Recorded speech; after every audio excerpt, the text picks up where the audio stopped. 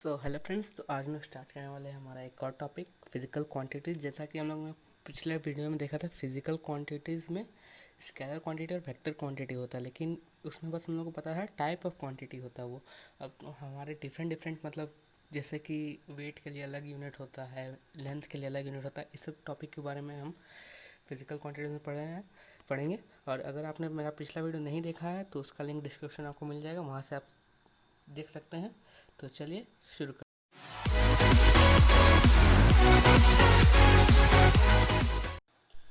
तो एक और बार डिस्कस कर रहे थे फिजिकल क्वांटिटीज़ क्या होता है। फिजिकल क्वांटिटी वही होता है जो मतलब कि फिजिकली जो हम लोग को बताता है कि कोई चीज़ कितना बड़ा है, कितना भारी है, ये वो होता है और बहुत कुछ होता है उसमें।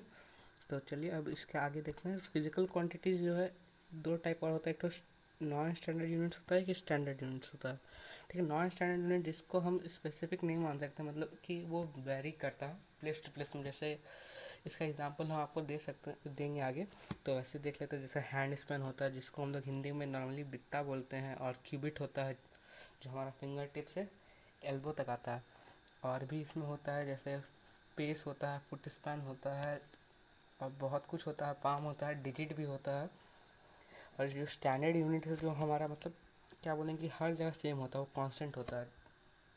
ठीक है, मतलब कि वो कहीं वैरी नहीं करता कि इंडिया में इतना है तो अमेरिका में कुछ और होगा, ऐसा वैसा नहीं। उस अगर वो उसका अगर मतलब वैल्यू चेंज होता है, उसका जो नाम है वो भी साथ में चेंज हो जाएगा। ठीक है, तो अब चलिए नॉन स्टैंडर्ड यूनिट्स देखते हैं। थोड़ा नॉन स्टैंडर्ड यूनिट्स का देखिए, यहाँ पे दो एग्जांपल दिए हैं। हैंड स्पैन, जो हम बताते हैं कि इस फिंगर से इस फिंगर तक जो होता है, जो पूरा बीच का जो लेंथ हो जाता है, उसको हैंड स्पैन बोलते हैं। जैसे ये आप यहाँ देख सकते हैं, इसको हम लोग नॉर्मली पहले यूज़ करते थे जब हम लोग कभी कभार जो हम लोग जब बच्चे थे तो हम लोग जो अपना बेंच था उससे ऐसे हाथ से नापते थे। तो अभी आप लोग करते होंगे कि नहीं पता नहीं। और चुल्लू, जैसे कि हम लोग चुल्लू जो हम पानी लेते हैं हाथ से, तो बोला जाता है ना, जाके चुल्लू पर पानी में डूब जाओ तुम्हारा कोई कुछ नहीं हो सकता। तो वही चुल्लू जो होता है सबका, जैसे कि मतलब ये जो हैंड स्पैन है और ये चुल्लू है, सबका मतलब वैरी करता है। कि आप लोग खुद सोचिए कि आज बच्चा का हाथ लेंगे और आपका हाथ से नापेंगे तो दोनों का जो मेजरमेंट आएगा वो अलग आएगा। तो ये मतलब स्टैंडर्ड नहीं ना हो सकता कि सबके लिए सेम तो नहीं है। तो इसलिए जो है इसको नॉन स्टैंडर्ड यूनिट में रखा गया है। और चुल्लू का भी वैसे ही, जब बच्चा के हाथ में चुल्लू लेंगे, बच्चा का चुल्लू देखेंगे तो बहुत कम पानी आएगा, लगभग 5 ml जैसा। और आप लोग का अब हम लोग बड़े होते जाते हैं तो वैसे वैसे हम लोग का जो हाथ का जो साइज़ होता है वो भी बढ़ता है, और जो चुल्लू का साइज़ होता है वो भी बढ़ जाता है। ठीक है, और एक होता है डिजिट होता है। ठीक है, यहाँ पे एग्जांपल में दिया तो नहीं है लेकिन मैं बता रहा हूँ, डिजिट होता है। डिजिट क्या होता है देखिए, आपका डिजिट जो है वो आपका जो होता है ना, फिंगर्स में ही होता है वो भी। वो आपका ये जो एक उंगली लेता है ना, एक उंगली का जो एंड होता है उसको डिजिट बोलते हैं। ठीक है, तो आगे देखते हैं क्यूबिट। क्यूबिट जो होता है आपका फिंगर का यहाँ स्टार्टिंग से आपका एल्बो तक होता है। देखिए क्या लिखा भी क्या है कुछ, the length of cubit was the based on difference distance from the elbow to the finger print. यहाँ पे आप देख सकते हैं, इसका क्या बोलते हैं, क्यूबिट बोलते हैं। ठीक है, ये देखिए मस्त हट्टा कट्टा आदमी खड़ा है, इसका जो यहाँ से यहाँ तक का मेजर है, कोई भी हाथ का लेंगे तो क्या हो जाएगा, हमारा क्यूबिट हो जाता है। ठीक है, पूरा मेजरमेंट वो हमारा क्या होता है, क्यूबिट होता है। और इसमें एक और बहुत सारे एग्जांपल आता है और भी, जैसे फुट स्पैन होता है। फुट स्पैन मतलब कि आपका जब एक पैर आप रखते हैं, जैसे कि ये मान लीजिए आपका एक पैर हो गया ना, इंसान का पैर क्या कुछ इस टाइप का पैर समझ लेते हैं, यहाँ उंगली यहाँ होती है। ठीक है, जानवर का कोई डायनासोर का पैर जैसा लग रहा है। तो जब मतलब कि इसका जो इसका पैर जो है फिट है, अगर हम 1 फीट का इधर से यहाँ लेंथ नापेंगे तो वो जितना लेंथ आएगा उसको हम लोग क्या बोलेंगे, फुट स्पैन बोलेंगे, फुट स्पैन। ठीक है, फुट स्पैन बोलेंगे। ठीक है, और जब हम लोग चलते हैं, ठीक है, चलने के टाइम जो हमारा एक पैर जो पीछे हो जाता है इस टाइम, एक पैर पीछे और एक पैर आगे जो रहता है हमारा, उसके बीच का जो लेंथ होता है उसको हम लोग बोलते हैं पेस बोलते हैं। ठीक है, तो ये सब जो है वैरी करता है कि किसी आदमी का हाथ बड़ा हो सकता है, किसी का आदमी का हाथ छोटा हो सकता है, तो कीबोर्ड भी डिफरेंट हो जाएगा। फुट स्पैन अगर कोई बड़ा आदमी है, जैसे चप्पल का साइज़ होता है 9 नंबर होता है, 8 7 6 5 ऐसे करके होता है, मतलब क्या जो फुट स्पैन वो भी सबका अलग अलग है। और पेस भी बहुत जन, अगर कोई बहुत स्पीड से चलता है तो वो उसका जो पेस लेता है वो बहुत जन होता है कि बड़ा लेता है, बहुत जन मतलब देखने से छोटा भी लेता है। ठीक है, तो इसके ऊपर आप सोचिएगा खुद से, अपना लॉजिक अपने आसपास देख के समझिएगा इसको। तो आगे आप देखते हैं हम स्टैंडर्ड यूनिट्स। ठीक है, स्टैंडर्ड यूनिट मतलब क्या हो गया कि ये हर जगह के लिए सेम है, इक्वल है एकदम। मतलब कि ऐसा नहीं कि आपके लिए अलग है, दूसरे आपके छोटा भाई के लिए अलग हो गया, उसके लिए अलग हो गया, आगे परिवार में किसी और के लिए अलग हो गया, ऐसा नहीं है। वो सबके लिए क्या रहेगा, सेम रहेगा, इक्वल रहेगा, हमेशा वो कांस्टेंट रहेगा, मतलब वो यूनिट जो है कांस्टेंट रहेगा। तो इसका हम लोग देखते हैं एसआई यूनिट जो है हम लोग का, उसको एसआई यूनिट मतलब क्या होता है, स्टैंडर्ड यूनिट। क्या बोलते हैं इसको, स्टैंडर्ड यूनिट।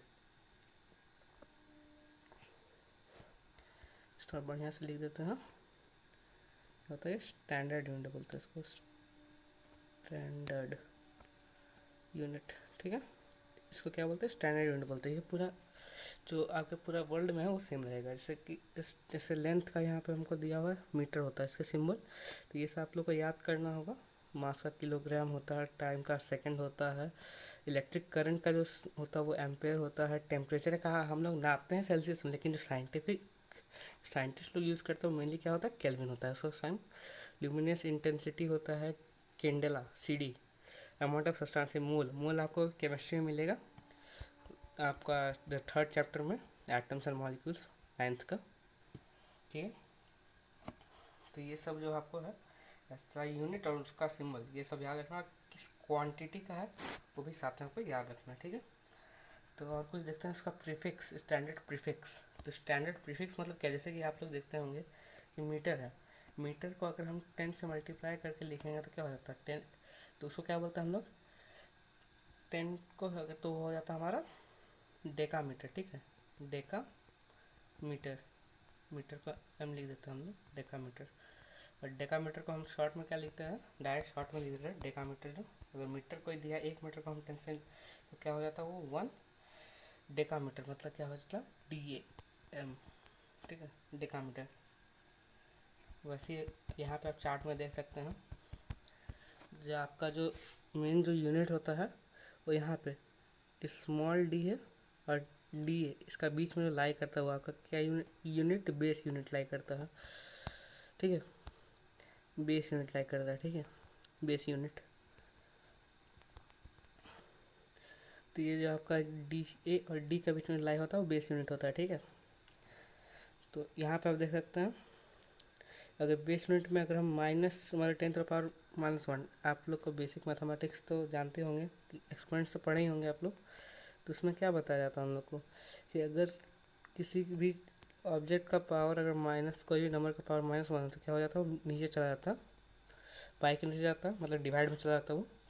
तो ठीक है, तो इसका मतलब क्या है, अगर हम उसको 10 से -1 हम पावर, मतलब क्या हो गया -1 का पावर है, तो हम उसको उस नंबर से डिवाइड करते हैं। तो जैसे कि हम बेस में लेते हैं मीटर ले लेते हैं। ठीक है, मीटर, तो मीटर जो है उसका अगर हम 1/10 से मल्टीप्लाई करेंगे तो क्या आएगा डेसीमीटर, जिसका सिंबल D हो जाता है, और मीटर का यूनिट, मीटर का सिंबल लगाने पे वो DM बन जाएगा। ठीक है, और -1/100 से मल्टीप्लाई करेंगे क्या हो जाएगा C, सेंटी, और M मीटर, सेंटीमीटर हो जाएगा। फिर 1000 डिवाइड करेंगे तो मिलीमीटर होगा।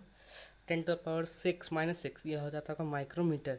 इसको हम लोग सिंपली माइक्रोन भी बोलते हैं, माइक्रोन। माइक्रोमीटर को माइक्रोन बोलते हैं, बाकी यूनिट के लिए हम अलग हो जाता है। ठीक है, इसको माइक्रोमीटर को माइक्रोन बोलते हैं। जैसे कि लिखा हुआ माइक्रोमीटर, माइक्रोमीटर। ठीक है, माइक्रोमीटर, मीटर शॉर्ट में लिखे हैं लेकिन पूरा लिखा रहता है वहाँ पे। तो इसको सिंपली क्या बोलते हैं हम लोग, माइक्रोमीटर क्या बोलते हैं हम लोग, सिंपली माइक्रोन। ठीक है, माइक्रोमीटर जो होता है वहाँ माइक्रोन हो जाता है। ठीक है,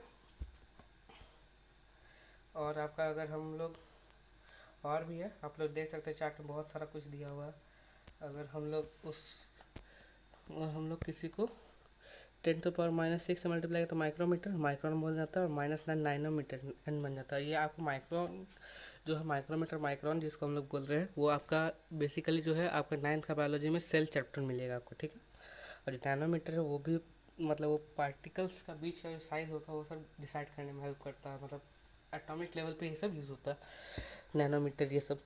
पाइकोमीटर हो रहा है 10⁻12, फेम्टोमीटर होता है 10⁻15, और एटोमीटर होता है 10⁻18। इसके आगे भी होता है लेकिन उतना, और ये सब उतना ज़रूरी भी नहीं है, आपको नैनोमीटर तक याद कीजिए बहुत है आपके लिए। ठीक है, और ऊपर में होता है आपका, अगर हम अब नीचे का देख ले ऊपर का भी देख लो, तो अगर हम उसको टेन, टेन का पावर पूछने मतलब क्या होगा, 10 का पावर 1 हो गया, ठीक है। 10 का पावर 1 से मल्टीप्लाई किया तो क्या, डेकामीटर। 10 का पावर 2 हेक्टोमीटर। 10 का पावर 3 किलोमीटर, ठीक है। तो आपको 3 तक तो पता ही होगा, यहाँ तक तो आपको पता ही होगा, किलोमीटर तक, ठीक है।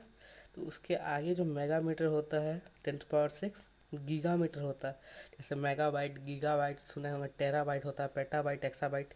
हम लोग बेसिकली सब कंप्यूटर में जानते हैं, तो इनका उसका यूज़ जो है यहाँ पे उसका जो प्रीफिक्स का यूज़ होता है वो साइंस और मैथमेटिकल टर्म में भी होता है, ठीक है।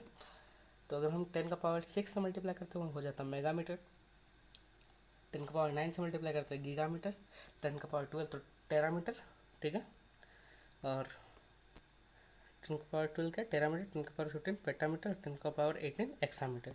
उसका ये सब सिंबल भी याद रखना आपको। और सिंबल के साथ जो आपका बेस यूनिट ले रहा है, अगर लेंथ है तो वहाँ पे आपका लिखना होगा, मीटर के साथ लिखना होगा। और आपका लेंथ हो गया, और क्या होता है आपका मिली लीटर, लीटर होता है एक तो, मतलब वॉल्यूम में हो गया तो लीटर के साथ लिखेंगे उसको। फिर अगर आपका इधर वेट हो गया तो उसको ग्राम के साथ लिखेंगे। उसका एसआई यूनिट भले हमारा केजी होता है, एसआई यूनिट क्या होता है केजी, लेकिन उसका बेस यूनिट जो लेना होगा हमको, क्या लेना होगा, ग्राम लेना होगा, ठीक है। उस कंडीशन में हमको बेस यूनिट क्या लेना होगा, ग्राम लेना होगा। क्योंकि जो आपका जो एसआई यूनिट केजी क्यों लिया गया कि जो मेनली जो हम लोग नापा करते हैं तो ग्राम में बहुत कम ही नापा आता है। जब हम लोग अगर कोई भी वेट, किसी वेट को वजन करेंगे तो वो क्या मेनली जो है हमारा केजी में वजन होता है। केजी जो है मतलब सफिशिएंट होता है कि केजी के अंदर मतलब मैक्सिमम क्वांटिटी आ जाती है। लेकिन ग्राम के अंदर हम लोग ग्राम बार बोलेंगे 1000 ग्राम 2000 ग्राम चाहिए, थोड़ा अजीब लगेगा, थोड़ा मतलब, तो कन्वीनियंस के लिए किलोग्राम, 1 किलो 2 किलो हम बोलते ही हैं, तो इसलिए किलोग्राम ले लिया जाता है ऐसा यूनिट। लेकिन बेस यूनिट जो है ग्राम लिया जाता है। बेस यूनिट जो उसका मेन जो यूनिट है, जैसे किलो आप देख सकते हैं, इसका क्या होता है, किलोग्राम होता है। तो किलो आपका यहाँ पे आ गया 10 की पावर 3, तो किलोग्राम, ग्राम के साथ पहले ग्राम इंटू 10 की पावर 3 है। तो सिंपली आप समझ ही सकते हैं, ठीक है। और देखते हैं हम लोग नॉन एसआई यूनिट्स। अब नॉन एसआई यूनिट क्या होता है, जो मतलब सेम तो होता है, ठीक है, लेकिन वो ऐसा यूनिट में ले लिया, जैसे आपका होता है यार्ड होता है, ठीक है। इसको थोड़ा बड़ा साइज में लिखते हैं हम लोग, यूज करके थोड़ा। तो जैसे आपका हो गया यार्ड, ठीक है, माइल्स हो गया, और बहुत सारा ऐसा ही होता है। इंचेस हो गया, इंच। आप तो देखे होंगे, आप लोग को पता होगा 1 इंच में कितना सेंटीमीटर होता है, 1 इंच। 1 इंच हो जाता है आपका, कितना होता है, 1 पॉइंट, सॉरी 2.45 होता है, 2.45 सेंटीमीटर हो जाता है 1 इंच। सो आप लाइक कर दीजिए, सब्सक्राइब कर दीजिए तो, और इसको साथ ही साथ शेयर भी कर दीजिए, ताकि दूसरों को भी इसके बारे में जानकारी मिले, आपके दोस्तों को। तो thank you for watching, bye bye.